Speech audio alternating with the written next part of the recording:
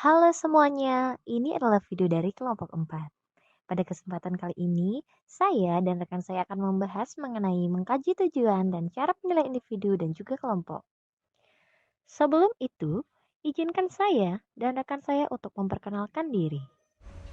Halo, perkenalkan saya Made Wikana Suputra, biasanya dipanggil Wika. Halo, perkenalkan nama saya Putu Yuliasih, biasa dipanggil Yuli.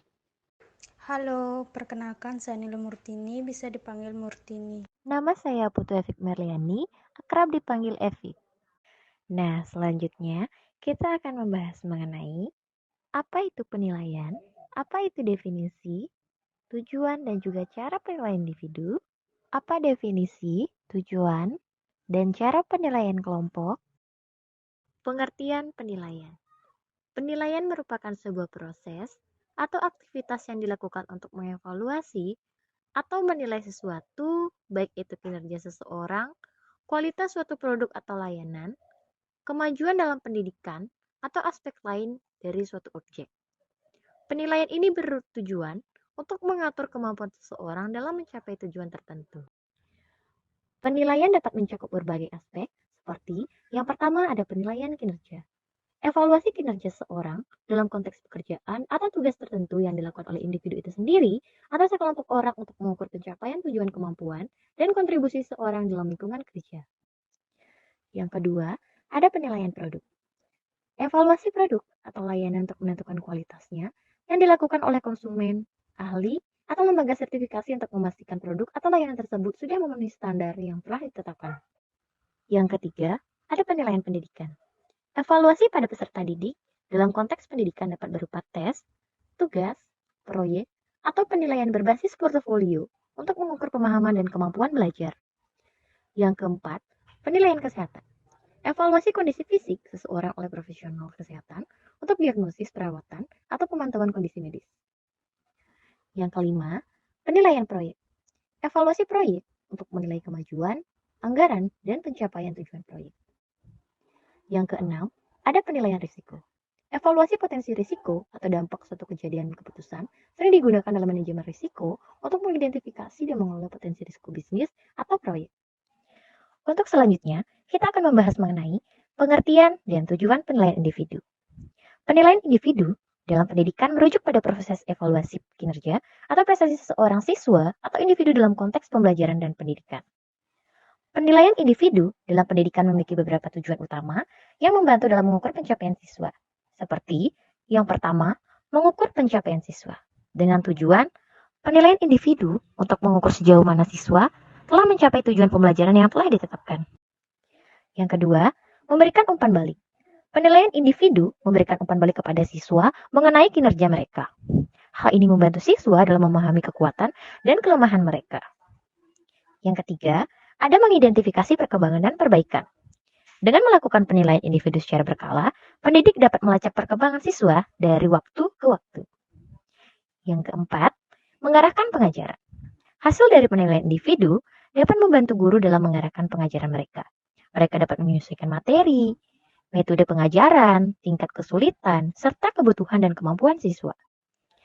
Yang kelima, ada evaluasi kurikulum. Penilaian individu juga digunakan untuk mengevaluasi efektivitas kurikulum. Hasil penilaian dapat membantu dan menentukan apakah materi pelajaran dan metodenya telah disesuaikan dengan kebutuhan siswa. Yang keenam, mengukur kemajuan pendidikan secara keseluruhan, di mana digunakan untuk mengukur kemajuan pendidikan dan data penilaian dapat digunakan oleh lembaga pendidikan, pemerintah, dan peneliti untuk menilai efektivitas sistem pendidikan dan mengidentifikasi area yang diperlukan perbaikan. Yang ketujuh, mendukung pengambilan keputusan. Hasil penilaian individu digunakan untuk pengambilan keputusan yang mencakup siswa ke tingkat yang lebih tinggi dan merekomendasikan program remedial atau menentukan kelayakan untuk penghargaan atau beasiswa. Yang kedelapan, adanya menilai kemampuan individu.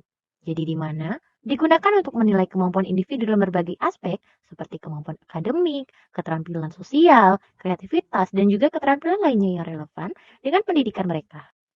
Selanjutnya, ada pun cara penilaian individu. Adapun cara untuk melakukan penilaian individu dalam konteks pendidikan, yaitu yang pertama, ujian tertulis. di mana siswa diuji dengan pertanyaan tertulis dapat berupa pilihan ganda ataupun esai. Yang kedua, tugas dan proyek, yaitu siswa diberikan tugas dan proyek untuk diselesaikan secara mandiri dan dapat mengukur kemampuan mereka dalam memecahkan permasalahan. Yang ketiga, portofolio, yang dimana siswa dapat mengumpulkan contoh pekerjaan terbaik mereka selama periode waktu tertentu. Yang keempat, penilaian observasi, yang dimana tenaga pendidik dapat mengamati siswa selama kegiatan kelas berlangsung. Yang kelima, ujian lisan, misalnya seperti wawancara atau presentasi lisan. Yang keenam, tes kompetensi. Jenis tes ini dirancang untuk kemampuan praktis. Yang ketujuh, pemantauan kinerja dapat dilakukan atau dapat dinilai dari tugas sehari-hari. Yang kedelapan, evaluasi proses. Dapat dinilai dari sejauh mana siswa berpartisipasi dalam diskusi kelas. Yang kesembilan, tes formatif dan sumatif. Ini digunakan untuk memberikan umpan balik kepada siswa sehingga membantu memperbaiki pemahaman mereka. Yang ke-10, penelitian berbasis teknologi, seperti contohnya platform pembelajaran daring. Yang ke-11, penilaian kinerja, yang mana dapat ditunjukkan dengan keterampilan praktis dalam situasi nyata, contohnya olahraga.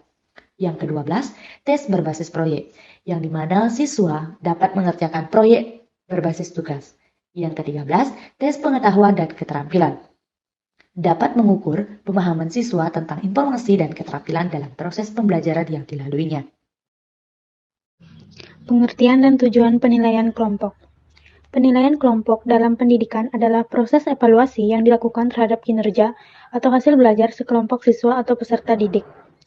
Tujuan utama dari penilaian kelompok adalah untuk mengukur kemampuan kelompok dalam mencapai tujuan pembelajaran tertentu dan untuk memberikan umpan balik yang berguna kepada siswa serta guru. Terdapat beberapa tujuan penilaian kelompok dalam pendidikan, yaitu yang pertama, mengukur kemampuan kerjasama. Penilaian kelompok membantu mengidentifikasi kemampuan siswa dalam bekerja sama, berkomunikasi, dan berkolaborasi dengan anggota kelompoknya. Ini penting, karena kemampuan sosial ini sangat berharga dalam kehidupan nyata. Yang kedua, mengembangkan keterampilan berpikir kritis.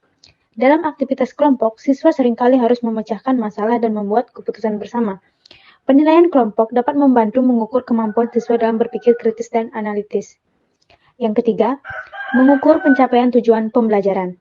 Penilaian kelompok memberikan gambaran tentang sejauh mana kelompok siswa mencapai tujuan pembelajaran yang telah ditetapkan oleh guru atau kurikulum. Ini membantu guru untuk menilai efektivitas pengajaran mereka. Yang keempat, memberikan umpan balik. Penilaian kelompok memberikan umpan balik kepada siswa tentang kekuatan dan kelemahan mereka dalam berkolaborasi dan mencapai hasil. Ini dapat membantu siswa untuk memperbaiki keterampilan mereka. Yang kelima, mengembangkan kemampuan. Pemecahan masalah dalam situasi kelompok, siswa sering dihadapkan pada masalah yang memerlukan pemecahan. Penilaian kelompok dapat mengukur kemampuan siswa dalam merancang solusi yang efektif.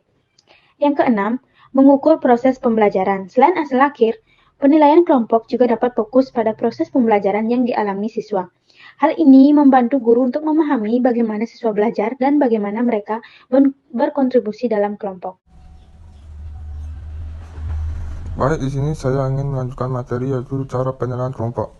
Penilaian kelompok dalam pendidikan adalah proses evaluasi yang dilakukan terhadap kinerja dan kontribusi anggota kelompok dalam suatu proyek atau tugas yang dikerjakan bersama. Terdapat beberapa cara penilaian kelompok dalam pendidikan, yaitu yang pertama, penilaian individu dalam kelompok. Dalam penilaian kelompok, setiap anggota kelompok bisa dinilai secara individu. Penilaian ini bisa mencakup kontribusi mereka dalam proyek, partisipasi dalam diskusi, dan kemampuan menjalankan tugas yang telah diberikan. Yang kedua yaitu penilaian berdasarkan hasil proyek.